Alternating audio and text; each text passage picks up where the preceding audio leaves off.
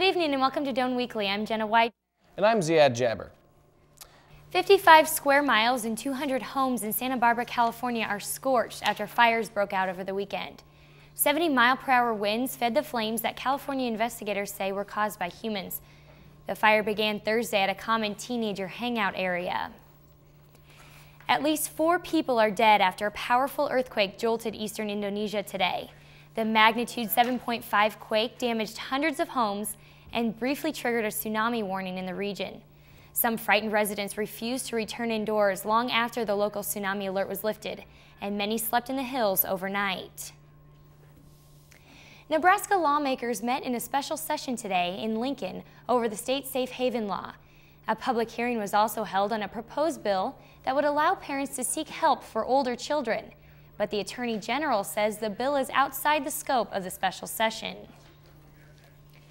Citigroup is cutting another 53,000 jobs in the coming quarters after suffering massive losses from deteriorating debt.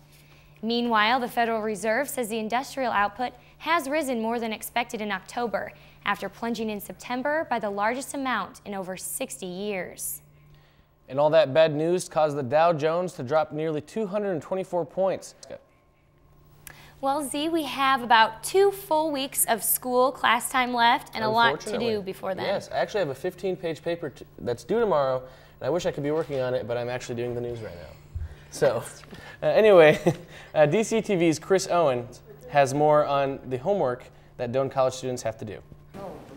While some Doane students can still... Coming up, weather, sports, and entertainment. You're watching DCTV.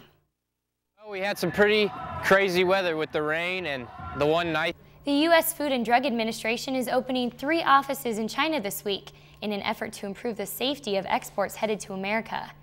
They're the first FDA offices outside the U.S., and there are also plans for offices in India and Central America. 3 former Nebraska state prisoners are free after 23 years behind bars. The 1985 case involving the rape and murder of a Beatrice woman was the first time in Nebraska history that inmates have been freed based on DNA evidence.